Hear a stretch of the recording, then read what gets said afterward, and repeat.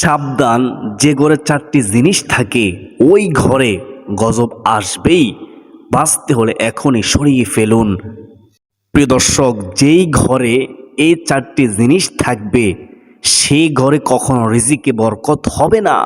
সাবধান, সে যত টাকা ইনকাম করুক না কেন, এখন আপনি যদি চান আপনার ঘরে রিজিকে বরকত, আপনার ঘরের মধ্যে বরকত, তাহলে এখনই এই চারটি জিনিস সরিয়ে ফেলুন যদি আপনার ঘরের মধ্যে থাকে।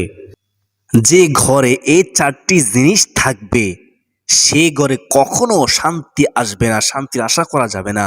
অশান্তি সব সময় লেগেই থাকবে, কারণ এই চারটি জিনিস যে ঘরে থাকবে সে ঘরে রহমতের ফেরেশতারা প্রবেশ করে না। আর রহমতের ফেরেশতা ঘরে প্রবেশ করতে না পারলে আপনি শান্তি পাবেন কোথা থেকে, বুঝতে পেরেছেন? এখনো শরীফের যদি থাকে আপনার ঘরের মধ্যে, যে ঘরে এই চারটি জিনিস থাকবে সেই ঘরে যারা বসবাস করে আল্লাহ তাআলা তাদের প্রতি নারাজ থাকেন, তাদের কোনো ইবাদত আল্লাহ তাআলা কবুল করেন না। এখনো সময় আছে, মিলিয়ে দেখুন আপনার ঘরের মধ্যে চারটি জিনিস আছে কিনা। প্রিয় দর্শক, যেই ঘরে এই চারটি জিনিস থাকবে সেই ঘরে অসুখ বিমার সব সময় লেগেই থাকবে। তাই সাবধান, এখনো সময় আছে, আপনি এই চারটি জিনিস ঘরে থাকলে সরিয়ে ফেলুন। প্রিয় দর্শক, আজকের আলোচনাটি সকলের জন্য জানা খুবই জরুরি, তাই অনুরোধ করব শেষ পর্যন্ত ধৈর্য সহকারে শুনতে থাকুন। প্রিয় দর্শক, মূল আলোচনায় যাওয়ার পূর্বে চলুন একটু প্রার্থনা করে নেই। হে মহান দয়ালু প্রেমময় আল্লাহ, যারা আজকের আলোচনাটি শুনবে তাদের সকলকে বুঝার তৌফিক দান করিও। যদি ঘরের মধ্যে চারটি জিনিসগুলো থাকে তাহলে সরিয়ে ফেলার তৌফিক দান করিও। সকলে বলি আল্লাহুম্মা আমিন। তো চলুন বিস্তারিত জেনে নেই। প্রিয় দর্শক, চারটি জিনিসের মধ্যে এক নম্বর জিনিস হচ্ছে প্রাণীর ছবি ও কুকুর থাকলে। শুনুন মনোযোগ দিয়ে, প্রাণীর ছবি বিশিষ্ট ঘরে রহমতের ফেরেশতা আসে না। নবী করিম সাল্লাল্লাহু আলাইহি ওয়াসাল্লাম এর সহধর্মিণী মা আয়েশা সিদ্দিকা রাদিয়াল্লাহু তাআলা আনহা থেকে বর্ণিত, তিনি বলেন, আমি একটি বালিশ বা গদি কিনে এনেছিলাম যার মধ্যে ছবি ছিল। যখন রাসূলুল্লাহ সাল্লাল্লাহু আলাইহি ওয়াসাল্লাম সেই ছবিটি দেখলেন, তিনি দরজার বাইরে দাঁড়িয়ে গেলেন, ভেতরে প্রবেশ করলেন না। আমি বুঝতে পারলাম, মা আয়েশা সিদ্দিকা রাদিয়াল্লাহু তাআলা আনহা বলতেছেন, আমি বুঝতে পারলাম যে তার চোখে এটা অত্যন্ত অপছন্দনীয় ব্যাপার। রাসূলুল্লাহ সাল্লাল্লাহু আলাইহি ওয়াসাল্লামের চোখ মোবারকে এটা অত্যন্ত অপছন্দনীয় ব্যাপার। আমি বললাম, হে আল্লাহ রাসূল সাল্লাল্লাহু আলাইহি ওয়াসাল্লাম, আমি আল্লাহর কাছে তওবা করছি, আমি তওবা করতেছি এবং তার রাসূলের কাছে ফিরে আসছি। আমি কি অন্যায় করেছি?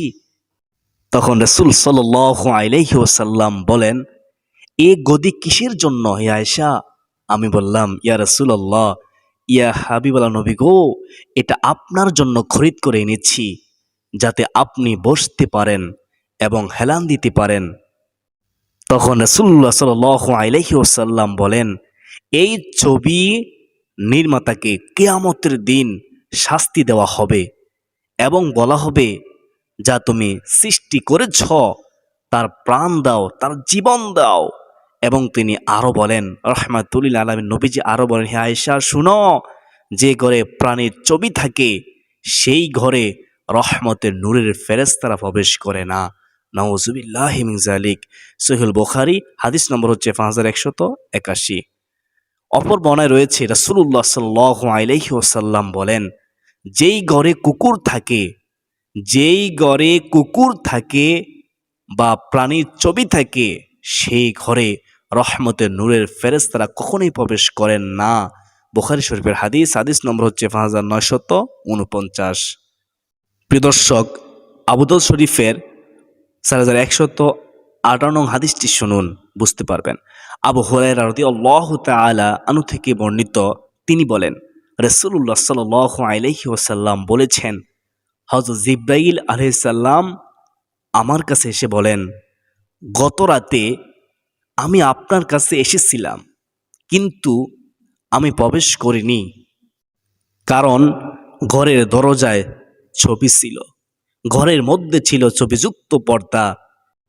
এবং ঘরের ভিতরে ছিল কুকুর, সুতরাং আপনি ঘরে ঝুলানো ছবির মাথা কেটে দেওয়ার আদেশ করুন, তাহলে তা গাছের আকৃতিতে পরিণত হবে। আর পর্দাটি কেটে দুটি বালিশের ভেতরের কাপড় বানাতে আপনি আদেশ করুন এবং কুকুরটিকে বের করে দেওয়ার নির্দেশ দিন। তখন রাসূলুল্লাহ সাল্লাল্লাহু আলাইহি ওয়াসাল্লাম উপদেশ মতো কাজ করলেন, যেমনটা হযরত জিবরাইল আলাইহিস সালাম রাসূলুল্লাহ সাল্লাল্লাহু আলাইহি ওয়াসাল্লামকে বললেন। প্রিয় দর্শক, কুকুরটি ছিল হাসান বা হোসাইনের এবং তা তাদের খাটের নিচে শুয়েছিল। তিনি সেটাকেও বের করে দেওয়ার আদেশ দেন, ফলে তা বের করে দেওয়া হলো। আবু দাউদ শরীফ, হাদিস নম্বর হচ্ছে 4158। প্রিয় দর্শক, বুখারী শরীফের 2225 নম্বর হাদিসটি শুনুন। প্রাণী ছাড়া অন্য জিনিসের প্রতিকৃতি রাখা যাবে কিনা শুনুন।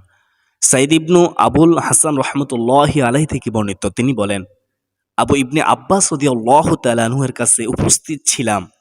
এমন সময় তার কাছে এক ব্যক্তি এসে বলল, হে ইবনে আব্বাস, আমি এমন ব্যক্তি যে আমার জীবিকা হস্তশিল্পে, আমি এসব ছবি তৈরি করি, বানাই। ইবনে আব্বাস রাদিয়াল্লাহু তাআলা আনহু তাকে বললেন, এ বিষয়ে আল্লাহ রাসূল সাল্লাল্লাহু আলাইহি ওয়াসাল্লাম কে আমি যা বলতে শুনেছি তাই তোমাকে আমি শোনাবো। শুনো, আমি তাকে বলতে শুনেছি, রহমাতুল লিল আলামিন নবীজিকে আমি বলতে শুনেছি, যে ব্যক্তি কোনো ছবি তৈরি করে, যে ব্যক্তি কোনো ছবি বানায়, আল্লাহ তাআলা তাকে শাস্তি দিবেন, কঠিন শাস্তি দিবেন, যতক্ষণ না সে তাতে প্রাণ সঞ্চার করে। নবীজি বলেন, আর সে তাতে কখনো প্রাণ সঞ্চার করতে পারবে না, কখনো প্রাণ দিতে পারবে না, সে শাস্তি পেতেই থাকবে। নাউযুবিল্লাহি মিন যালিক। এই ভয়ঙ্কর কথা শুনে লোকটি ভীষণভাবে ভয় পেয়ে গেল এবং তার চেহারা ফ্যাকাশে হয়ে গেল। এতে ইবনে আব্বাস রাদিয়াল্লাহু তাআলা আনহু বলেন, আক্ষেপ তোমার জন্য, তুমি যদি এই কাজ নাই ছাড়তে পারো, তবে গাছপালা ও যেসব জিনিসে প্রাণ নেই তা তৈরি করতে পারো। বুখারী শরীফ, হাদিস নম্বর হচ্ছে 2225 নম্বর হাদিস। প্রিয় দর্শক, আমরা সবাই ঘর বাড়ি, দোকান ও অফিস ইত্যাদিতে রহমত বরকত আসার জন্য দোয়া করি এবং অন্য নেককার মুমিনদের দ্বারা দোয়া করিয়ে থাকি, কিন্তু আমরা অনেকে নিজেরাই রহমত ও বরকত আসার পথ বন্ধ করে রেখেছি। প্রিয় দিনদার মুসলমান ভাই বোনেরা, 2 নম্বরে হলো যে ঘরে ঘন্টি থাকে। শুনুন মনোযোগ দিয়ে, যে ঘরে ঘন্টি থাকে ওই ঘরে রহমতের ফেরেশতা প্রবেশ করে না, কখনই প্রবেশ করবে না। ফারা মহল্লায় ফণি বিক্রির জন্য যে ঘন্টি ব্যবহার করে সেগুলো ঘরে রাখলেও ফেরেশতা প্রবেশ করে না। সুনানে আবু দাউদ শরীফের 4231 নম্বর হাদিসটি শুনুন। একদিন হযরত আয়েশা সিদ্দিকা রাদিয়াল্লাহু তাআলা আনহা এর নিকট বাজনাদার নূপুর পরে এক বালিকা আসলে মা আয়েশা সিদ্দিকা রাদিয়াল্লাহু তাআলা আনহা তাকে বললেন, খবরদার, সাবধান, তা কেটে না ফেলা পর্যন্ত আমার ঘরে প্রবেশ করবে না, আমার ঘরে তুমি প্রবেশ করবে না যতক্ষণ না তুমি তা কেটে ফেলবে।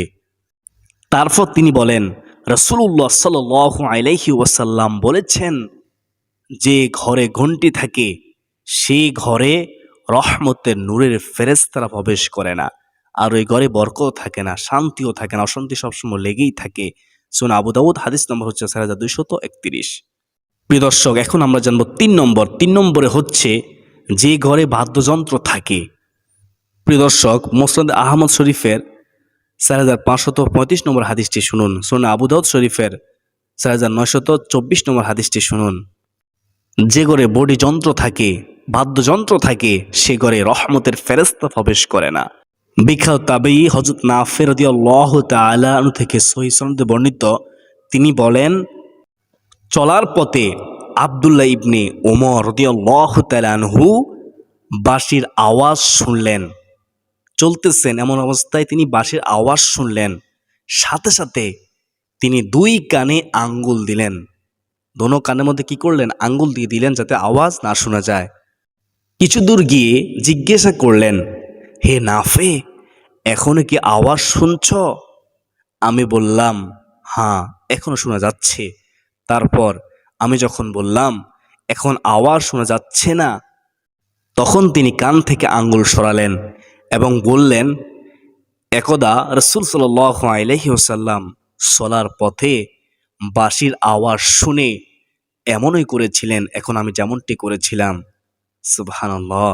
মুসনাদ আহমদ শরীফের হাদিস, হাদিস নম্বর হচ্ছে 4535। সুনান আবু দাউদ শরীফের হাদিস, হাদিস নম্বর হচ্ছে 4924। প্রিয় দর্শক, মূল কথা হলো ইসলামে গান ও সব ধরনের বাদ্যযন্ত্র হারাম। রাসূল সাল্লাল্লাহু আলাইহি ওয়াসাল্লাম বাদ্যযন্ত্রকে শয়তানের বাদ্য বলেছেন, শয়তানের বাদ্যযন্ত্র বলেছেন। নাউজুবিল্লাহি মিন যালিক। আবু দাউদ শরীফ হাদিস নম্বর হচ্ছে 2556। নষ্ট গায়কদের সম্পর্কে নবীজি বলেন, শয়তানকে রুখ, শয়তানকে ধর। মুসলিম শরীফের হাদিস। আল্লাহ তাআলা বলেন, যারা অজ্ঞতা বশে লাহুয়াল হাদিস অর্থাৎ গান ক্রয় করে মানুষকে আল্লাহর পথ হতে বিভ্রান্ত করার জন্য এবং আল্লাহর পথকে বিদ্রূপ করে, তাদের জন্য রয়েছে অপমানজনক শাস্তি, যন্ত্রণাদায়ক শাস্তি, কষ্টদায়ক শাস্তি। তা লাঞ্ছিত, অপমানিত হবে। সূরা লোকমান আয়াত হচ্ছে 6। আশা করি বুঝতে পেরেছেন। এখন আমরা জানবো 4 নম্বর। 4 নম্বর হচ্ছে যে ঘরে প্রস্রাব পায়খানা জমিয়ে রাখা হয়। দিনদার মুসলমান ভাই বোনেরা, যে ঘরে পেশাব পায়খানা রাখা হয় ওই ঘরে রহমতের ফেরেশতা প্রবেশ করে না। আল্লাহ তাআলার নূরের ফেরেশতারা প্রবেশ করে না। হযরত আব্দুল্লাহ ইবনে আব্বাস রাদিয়াল্লাহু তাআলা আনহু থেকে বর্ণিত হাদিসটি শুনুন, তাহলে বুঝতে পারবেন। প্রিয় নবী হযরত মুহাম্মদ সাল্লাল্লাহু আলাইহি ওয়াসাল্লাম বলেছেন, ঘরের মাঝে পেশাব জমিয়ে রাখা উচিত নয়। যে ঘরে পেশাব জমানো থাকে, যে ঘরে পেশাব জমানো থাকে সেই ঘরে রহমতের ফেরেশতা প্রবেশ করে না। প্রিয় দর্শক, যে ঘরে জুনুবি থাকে সে ঘরেও রহমতের ফেরেশতা প্রবেশ করে না। জুনুবি হলো স্বামী স্ত্রীর মেলামেশা বা স্বপ্নদোষ তথা স্বপ্নে সহবাস করার পর বাস্তব বীর্যপাত হলে তাকে জুনুবি বলে, চাই সে পুরুষ হোক কিংবা মহিলা হোক। প্রিয় দর্শক, জুনুবি ব্যক্তির উপর গোসল ফরজ। এমন ব্যক্তি যদি অলসতা করে, গাফলতি করে গোসল না করে ঘরে থাকে, তাহলে ওই ঘরে রহমতের ফেরেশতা প্রবেশ করে না। আর নারীদের একটি ভুলেও রহমতের ফেরেশতা প্রবেশ করে না, সেটা হচ্ছে আর নারীরা এমনভাবে থাকা সেখানে তাদের গায়ে কোনো কাফড় থাকে না। সতর উন্মুক্ত থাকলে এমন অবস্থায় রহমতের ফেরেশতা ঘরে ঢুকতে পারে না। আল্লাহ তুমি আমাদের সবাইকে বুঝার তৌফিক দান করো। আল্লাহ এই 4 ধরনের ক্ষতি থেকে, 4 ধরনের জিনিসগুলো থেকে আমাদেরকে তুমি হেফাজত করো। আল্লাহুম্মা আমিন। যাদের ঘরের মধ্যে 4 জনের জিনিস আছে, আল্লাহ এই বদ অভ্যাসগুলো আছে, তাদেরকে তুমি বুঝার তৌফিক দান করো। আল্লাহুম্মা আমিন।